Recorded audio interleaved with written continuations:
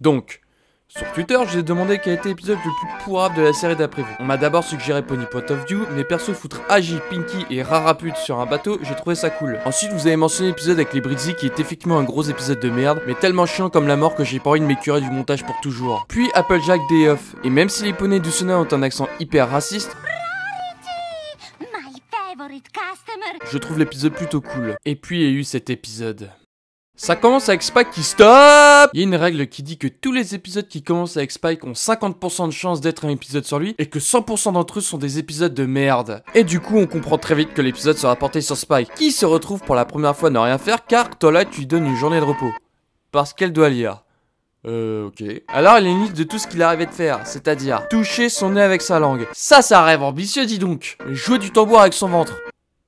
Quoi? Et enfin renifler ses pieds sales. Ok, on a compris, en plus d'être un épisode sur lui, ce sera de la merde. Et heureusement que sa liste super ambitieuse se limite à 3 choses, parce que j'ose pas imaginer ce qu'il aurait eu comme autre idée. L'autofellation. Putain, mais ferme ta gueule, toi. Alors du coup, il s'emmerde jusqu'à faire la première chose qu'il a dans son champ de vision, une montgolfière. Et ça tombe bien parce que c'est un mongol. Et pas qu'un peu, puisqu'il arrive à faire en sorte de paumer la montgolfière et de devoir la rattraper tout en faisant chier tous les passants. Il arrive à la voir, de s'y accrocher pour ensuite se poser dans la forêt d'Everfree, parce que oui, des poneys ont décidé de construire un village à côté de la pire forêt du monde. Et ça manque pas, Spike se fait encercler par des Timberwolves ou des branche-loups pour tous les connards qui regardaient la VF. Et là stop, les loups sont en bois, Spike est un dragon et il peut cracher du feu.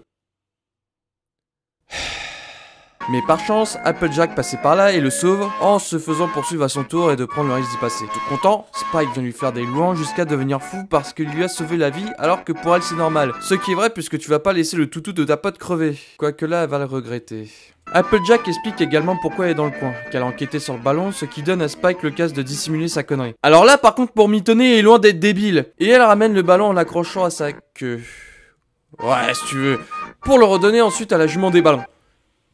Allez vous faire foutre hein. Mais alors qu'Applejack avait du taf, Spike insiste pour l'aider afin de la remercier de l'avoir sauvée, ce qu'elle refuse à plusieurs reprises. Sauf que comme c'est un gros forceur, bah au final elle veut bien. Donc en fait Spike a un code qui l'oblige à servir celui qui l'a sauvé. Spike est une princesse. Ou pas Ok, c'est de la merde de toute façon. Là elle va le regretter parce que l'épisode te fait comprendre qu'en plus d'être très casse-couille sur les bords, Spike est aussi adroit qu'un putain de caillou. Et il insiste encore même après avoir détruit leur cuisine, le tout avec une excuse il est nul, putain. Il est pire qu'un autiste qui veut essayer de...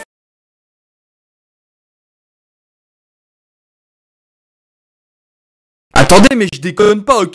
Regardez quelqu'un atteint de trisomie 21 qui arrive pas à faire quelque chose. C'est pas drôle et gênant, on est d'accord. Et bah là, dans l'épisode, c'est pareil, sauf qu'en plus de pas être autiste, on va te faire croire que c'est drôle, merde! Bref, Granny lui suggère d'aller voir Twilight et de l'aider pour tenter de se débarrasser de lui. Sauf que lui, il comprend de travers. Lui, il pense qu'il va devoir arrêter d'aider Twilight parce que bite, voilà, ça devient fatigant d'insulter, je vous jure. Il arrive dans la bibliothèque et fait donc sa demande, mais il a pas remarqué qu'elle est tellement concentrée sur son livre qu'elle répond sans écouter. Applejack m'a sauvé la vie et c'est elle que je dois maintenant servir. Ouais, tu vas me manquer, Twilight. Ok. Et là, sur le coup, c'est Twilight la débile dans l'histoire. Non, parce que dans un autre cas de figure, Twilight, je vais mettre fin à mes jours. D'accord. Enfin bon. Du coup, il retourne chez Applejack, refoule le bordel et dit qu'il restera avec eux pour toujours. Et on va pas se mentir, ça craint pour eux. Applejack donc de le dissuader, mais ces derniers expliquent qu'il doit absolument le servir jusqu'à même dire ça.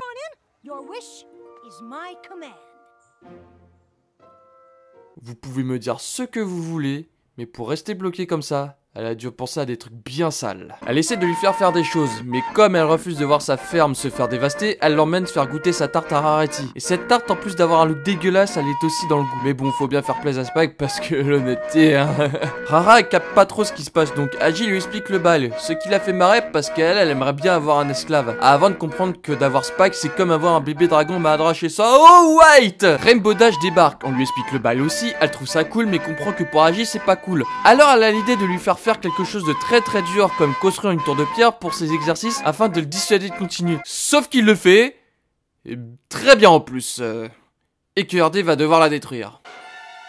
Applejack tente après ça de le dissuader encore de continuer à aider, même avec l'aide de Fluttershy, sauf que Spike ainsi jusqu'à...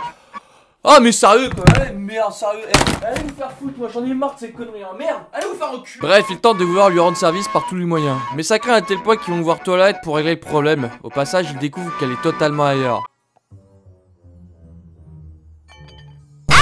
Agi lui explique le bail, Twilight comprend alors qu'elle a merdé et va donc aider Agi à se débarrasser de lui.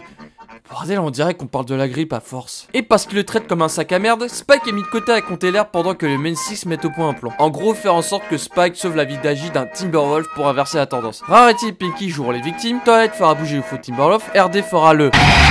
et Fluttershy fera les sabots. Alors tout le monde va dire que c'est qu'un détail comique de voir RD savoir faire le T-Rex, mais en vrai, c'est pas un hasard qu'elle sache limiter.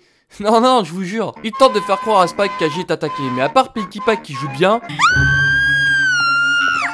et RD qui imite bien l'enregistrement, les autres font n'importe quoi et du coup Spike capte qu'on se fout un peu de sa gueule. Je veux dire ok il est con mais quand même, Twilight est pas du tout caché là. Mais soudain les Timberwolves débarquent pour de vrai. Les Main Six s'échappent mais malheureusement Applejack se coince pour de vrai alors qu'un géant loup de bois se forme. Et tandis que les autres jumeaux l'abandonnent comme une merde, Spike vient à son secours lui jetant un caillou dans la bouche qui va s'étouffer alors qu'il est en bois.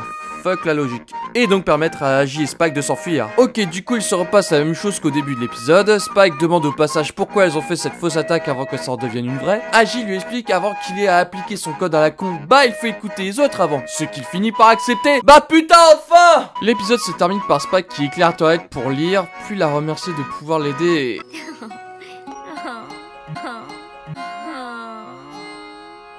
et... mais j'en ai marre.